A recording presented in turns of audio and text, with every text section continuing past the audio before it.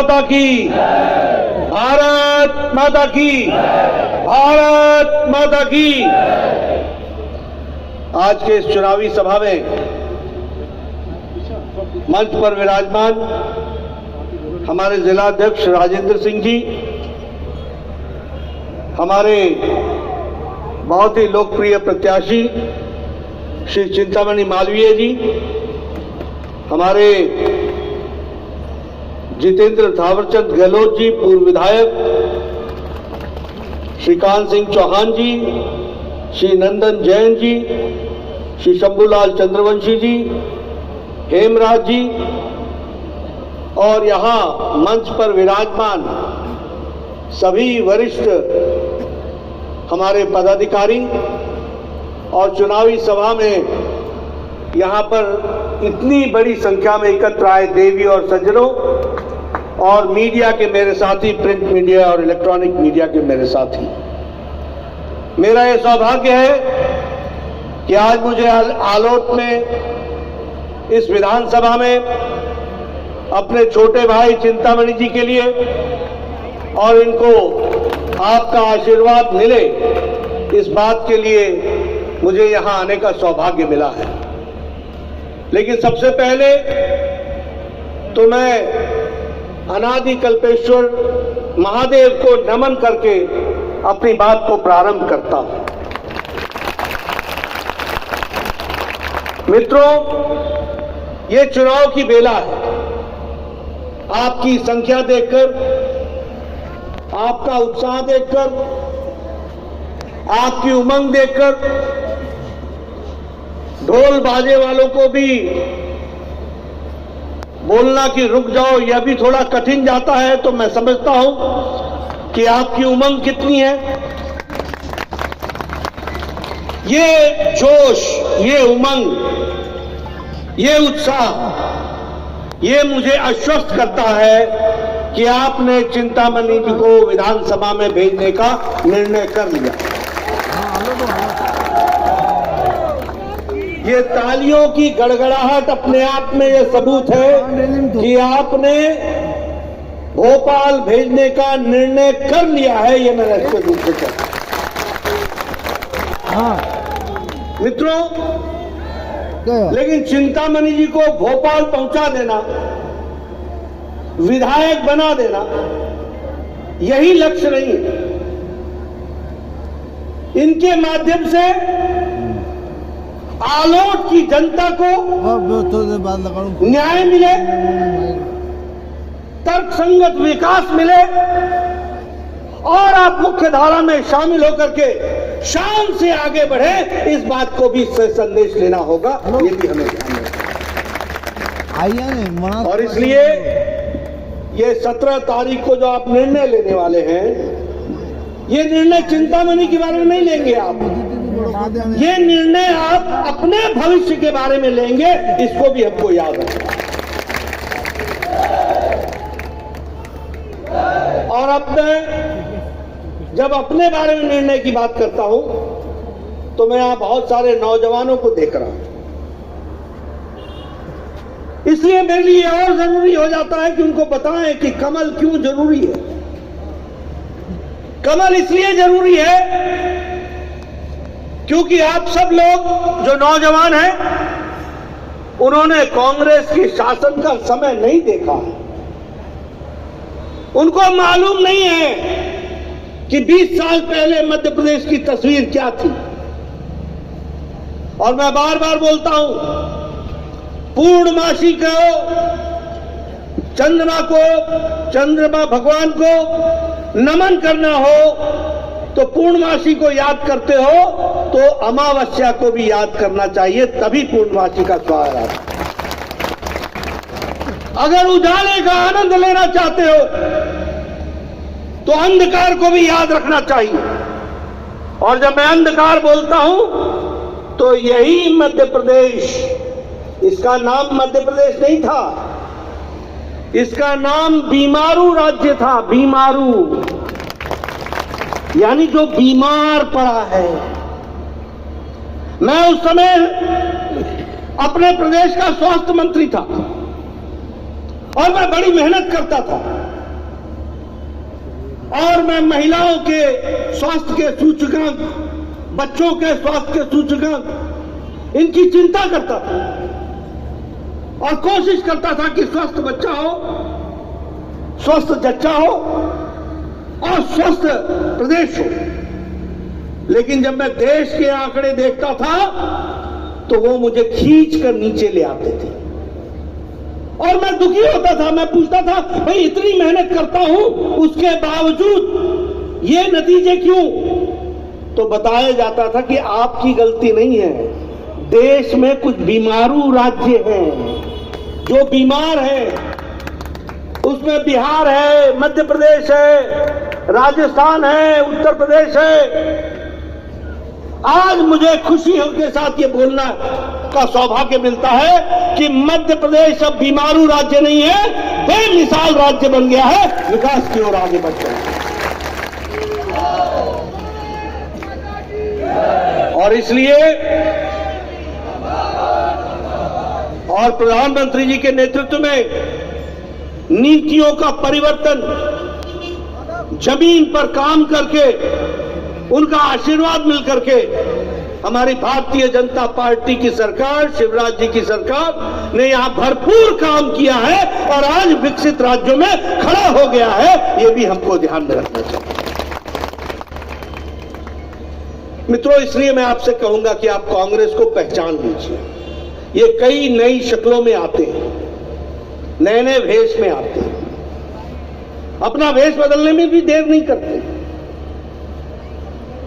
कांग्रेस का मतलब है भ्रष्टाचार, कांग्रेस का मतलब है अनाचार, कांग्रेस का मतलब है व्यभिचार, कांग्रेस का मतलब है विकास विहीन समाज देश, कांग्रेस का मतलब है विनाशकारी नीति और कांग्रेस का मतलब है भाव। ये कांग्रेस का अर्थ है। और अगर मैं भारतीय जनता पार्टी बोलूं तो भारतीय जनता पार्टी का मतलब है विकास, भारतीय जनता पार्टी का मतलब है तरक्की, भारतीय जनता पार्टी का मतलब है लोगों की सरकार, भारतीय जनता पार्टी का मतलब है लोगों की हितकारी सरकार जो हित के बारे में सोचती है। यह भी हमको ध्यान देना चाहिए। आज हमारे चिंतामणि जी ने आपको बताया कि मैं मझले चोलों को नियमितीकरण करके उनको मैं विकास के साथ जोड़ूंगा, किसानों के लिए मैं ये करूंगा। आपने कभी किसी कांग्रेसी नेता को सुना है? कभी सुना है? कभी उन्होंने रिपोर्ट कार्ड रखा है? बताओ भाई, कभी रखा है रिपोर्ट कार्ड? मेरे जमाने में जब मैं एमएलए बना था पहली बार, तो उस समय उससे पहले कांग्रेसी नेता आया करते थे, अब इस गांव में पानी आ जाएगा, पानी आ जाएगा, चुनाव से पहले। और वो आईपीएच डिपार्टमेंट हमारे यहां कहते हैं, आपके यहां शायद पब्लिक हेल्थ डिपार्टमेंट बोलते हैं, वो पाइपें फेंक जाता था और एक इंजीनियर आके बोलता था यहां सड़क बनेगी, यहां सड़क बनेगी, और वो चूना लगा जाता था कि ये सड़क का रास्ता है। गांव वाले सोचते थे हाँ सड़क बनेगी। इलेक्शन होता था, पाइपें उठ जाती थी, चूना पानी में धुल जाता था और उनको चूना 5 साल के लिए लग जाता था। ये कांग्रेस का काम था। लेकिन आज भारतीय जनता पार्टी के नेतृत्व में विकास नई कहानी कह रही है। और जब मैं विकास की बात करता हूं तो मैं आपको यह भी बताना चाहता हूं कि कांग्रेस की सरकार घपले और घोटालों की सरकार है और उनके घोटाले मैं आपको बताऊंगा। लेकिन उसके पहले, जैसे मैंने कहा कि ये वेश बदल करके आते हैं, आजकल ये लोग भगवान राम का भी नाम लेने लगे हैं, भगवान राम का नाम लेने लगे। कोई कहता है मैं जनेऊ पहनता हूं। ये मालूम नहीं कि जनेऊ इधर से पहना जाता है या इधर से पहना जाता है। ये वही लोग हैं जो कहते थे राम काल्पनिक है, राम का कोई वैज्ञानिक आधार नहीं है। राम का कोई ऐतिहासिक तथ्य नहीं है, और एफिडेविट पर लिख करके दिया, एफिडेविट पर लिख करके दिया कि वाल्मीकि रामायण जो है वह काल्पनिक है। ये इनका दोहरा चेहरा, ये उनका चेहरा, और ये सच्चे भी हैं कि इनको तो अभी तक ये भी नहीं पता चला कि भगवान श्री राम कितने वर्ष के लिए वनवास गए। इनको ये भी नहीं पता। नए नए राम भक्त हैं, समय लगेगा, देर आए सवेर आए। मित्रों, ये इन लोगों से बचने की आवश्यकता है। अब मैं भ्रष्टाचार की बात करूं। बोलो, इन्होंने अगस्ता वेस्टलैंड हेलीकॉप्टर का घोटाला किया कि नहीं किया? बोलो, इन्होंने 2G का घोटाला किया कि नहीं किया? बताइए, इन्होंने कोयला घोटाला किया कि नहीं किया? बताइए, इन्होंने पनडुब्बी घोटाला किया कि नहीं किया? बताइए, इन्होंने चावल घोटाला किया कि नहीं किया? तो देखो, ये तीनों लोक में भ्रष्टाचारी है। न अंतरिक्ष छोड़ा, न पानी छोड़ा, न धरती छोड़ी, न पाताल छोड़ा। कोयला का घोटाला पाताल में कर दिया, 2G का घोटाला अंतरिक्ष में कर दिया, वेस्टलैंड का घोटाला हेलीकॉप्टर का अंतरिक्ष में कर दिया, और पानी में पनडुब्बी का घोटाला कर दिया। कोई जगह नहीं छोड़ी। बोलिए, ऐसे भ्रष्टाचारियों को आने देना है क्या? आने देना है क्या? इनका एक नया पता भी है, और वो पता है इनका कांग्रेस पार्टी का एक मॉडल है, वो है लापता मॉडल। लापता मॉडल। इनके जमाने में बिजली लापता, सड़क लापता, आवास योजना लापता, घर घर पानी लापता। ये नए लापता योजना वाले, और विकास तो बिल्कुल ही लापता है।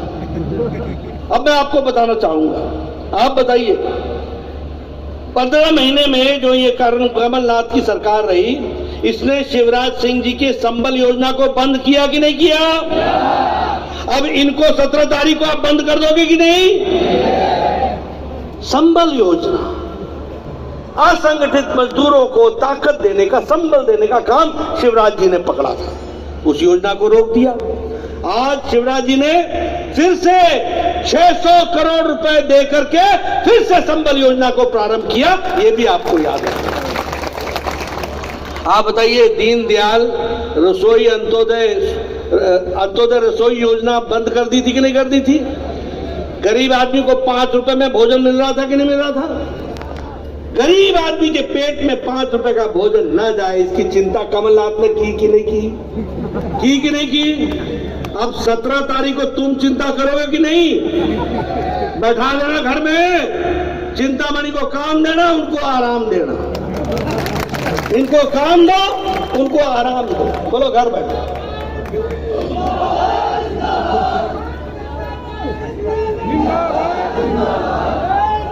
बताइए, आहार अनुदान योजना में हमारी जो आदिवासी महिलाएं थी, उनको 1000 रुपए महीने का शिवराज जी देते थे कि नहीं देते थे?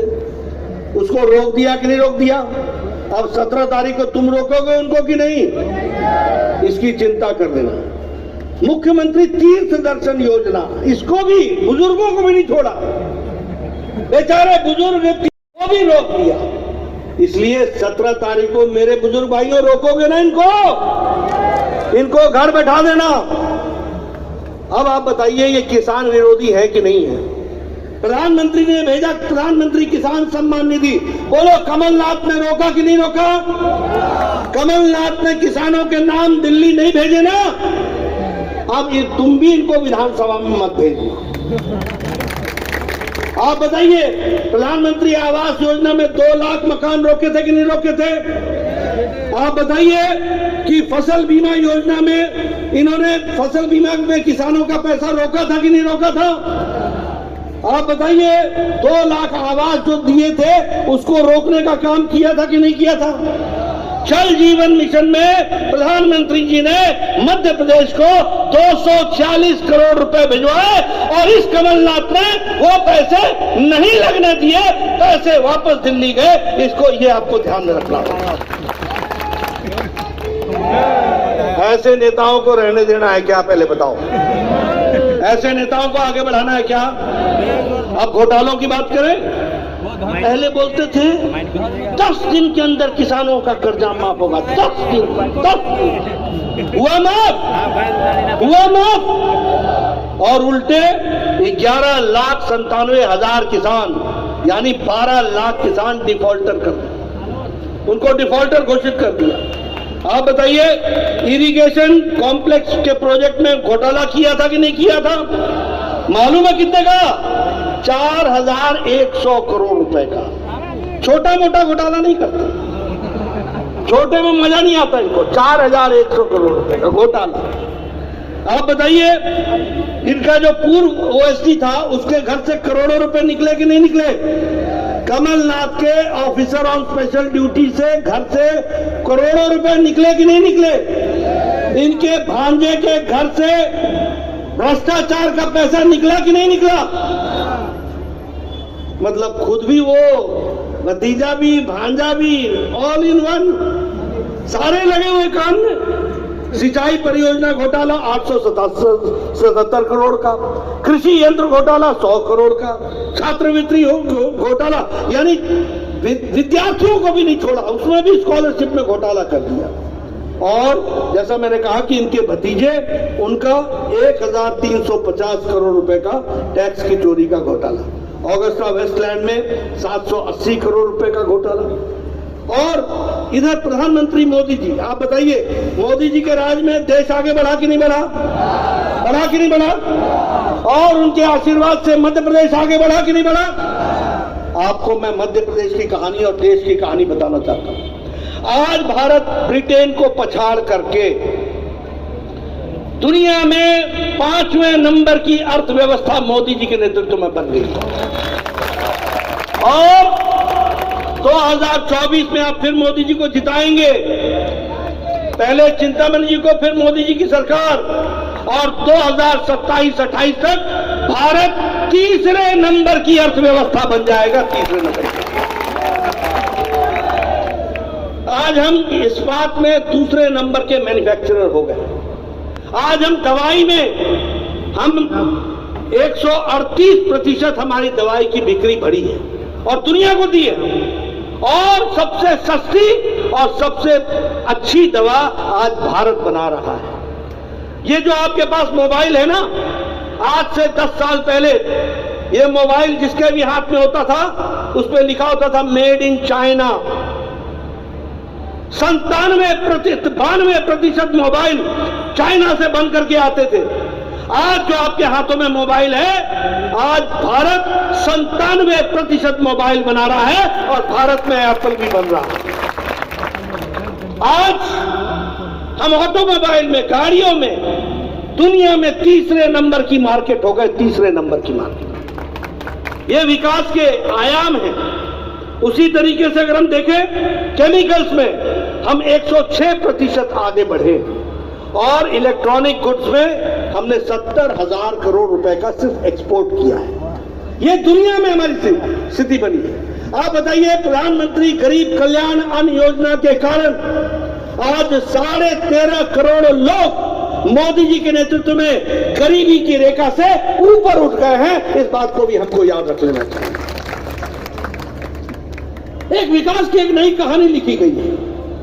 और उसी तरीके से अगर आवास की बात करें, अब 4 करोड़ आवास हमने देना है और उस आवास योजना में 47 लाख आवास हमने मध्य प्रदेश में देने हैं। और यहां कमलनाथ बैठ गया था, वो जैसे बोलते हैं ना कि काल सर्प की तरह 2 करोड़ 2 लाख मकान वापस करवा दिए। और आज मोदी जी 47 लाख मकान मध्य प्रदेश में बनाने के लिए तैयार है और 4 करोड़ सारे देश में तैयार है।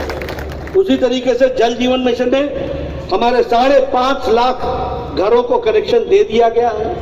उसी तरीके से हमारे स्वच्छ भारत में 73 लाख इज्जत घर बने हैं। मैं बताना चाहता हूं, जब प्रधानमंत्री जी ने स्वच्छता अभियान की बात कही लाल किले के प्राचीर से, तो कांग्रेसियों ने मजाक उड़ाया था, ठास उड़ाया था। ये प्रधानमंत्री स्वच्छता की बात लाल किले से करता है। उनको क्या मालूम था गरीब का दर्द क्या होता है? उनको क्या मालूम था कि 12 करोड़ बहनें अपने दैनिक नित्यक्रम के लिए खेतों में जाया करती थी? किस तरीके का अमानवीय जीवन था? उनको जीने का अधिकार अगर किसी ने दिया तो नरेंद्र मोदी जी ने दिया। तो इज्जत से आज 12 करोड़ बहनें स्वच्छता अभियान के तहत इज्जत से घर, और 12 करोड़ बहनें नहीं है, 12 करोड़ बहनों के साथ उनके बच्चे भी हैं, उनके परिवार वाले भी हैं। कितना इज्जत दिया गया, इसको हमको समझना पड़ेगा। लेकिन गरीब का दर्द वो क्या जाने जो मौसमी नेता होते हैं, जो मौसम के अनुसार चलते हैं, उनको क्या पता। उसी तरीके से आयुष्मान भारत में 5 लाख रुपए गरीब लोगों को, भारत की 40% की आबादी 50 करोड़ लोगों को गंभीर बीमारी से लड़ने के लिए मोदी जी ने 5 लाख रुपए हर साल दिया। और अब चिंतामणि जाएंगे और अगली सरकार में 10 लाख रुपए हम देने वाले हैं, ये भी आप जानते, गरीब लोगों के लिए व्यवस्था करने वाले हैं। और उसी तरीके से मध्य प्रदेश की बात करूं, 2003 में जो हमारी पर कैपिटा इनकम थी वो आज 10 गुनी बढ़ गई है। मध्य प्रदेश का बजट आज 13 गुना बढ़ गया, स्वास्थ्य का बजट आज 28 गुना बढ़ गया, आदिवासी भाइयों का 57 गुना बढ़ गया। ये क्या जाने गरीब का दर्द, ये क्या जाने आदिवासी का दर्द, ये क्या जाने आदिवासी की तकलीफ।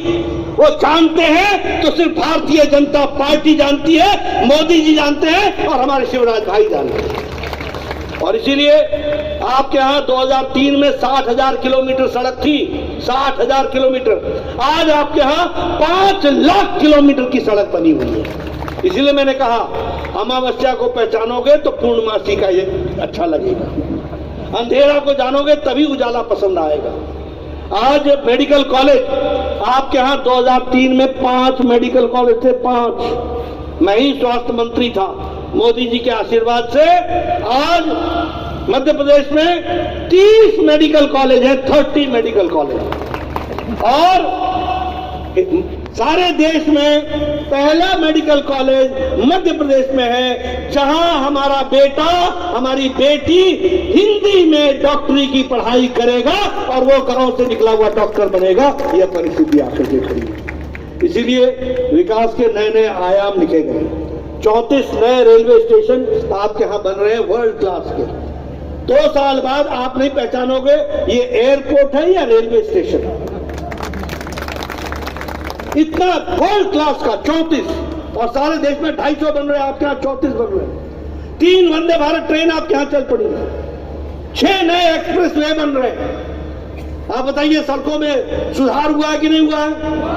हुआ कि नहीं हुआ है? जहां आपको 6 घंटे लगते थे आज 3 घंटे लगते हैं सफर करने, जहां आपको 10 घंटे लगते थे वहां 5 घंटे लगते हैं। फर्क आया है कि नहीं आया है? और अब तो हम लोगों ने तय किया है कि हम एक्सप्रेस वे 6 नए एक्सप्रेस वे बनाएंगे, नई ट्रेनें चलाएंगे, नए एयरपोर्ट बनाएंगे, एक विकास की एक नई कहानी लिखने वाले हैं। यह भी हम सबको ध्यान में रखना चाहिए।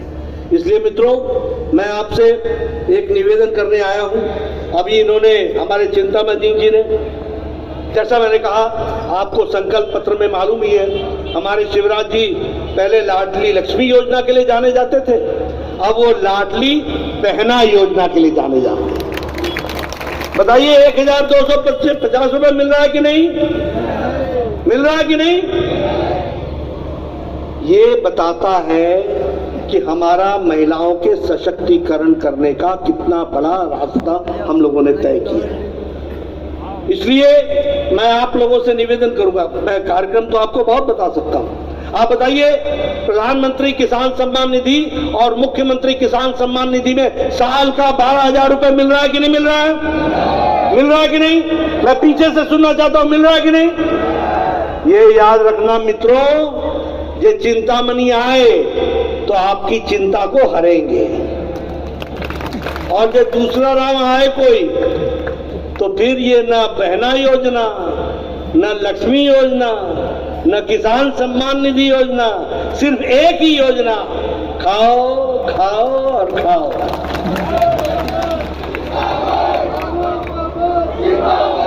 इसलिए मित्रों, आपसे मैं निवेदन करने आया, भारतीय जनता पार्टी कमल का निशान, ये आपके विकास की पहचान है। ये कमल का निशान आपको सुरक्षित भारत और समृद्ध मध्य प्रदेश की का पहचान है। आपका ये कमल, हमारा ये कमल, ये समृद्धि, मंगलमय समाज, सबको साथ लेकर के चलने वाली की ताकत, ये उसका समाज बनेगा। और इसीलिए मैं आपसे निवेदन करने आया हूं कि आप चिंतामणि जी को जिताइए। इन्होंने पहले देश की सेवा की है, अब प्रदेश की सेवा करेंगे विधानसभा में जाकर। और इसलिए मैं आपसे निवेदन, बताइए आप चिंतामणि जी को जिताएंगे ना? जिताएंगे ना? 17 तारीख को कमल का बटन दबाएंगे ना? सवेरे सवेरे उठ के पहला काम यही करेंगे ना? और आलोक को नए तरीके से विकास के साथ जोड़ेंगे ना? बहुत बहुत धन्यवाद। जय भारत, जय मध्य प्रदेश।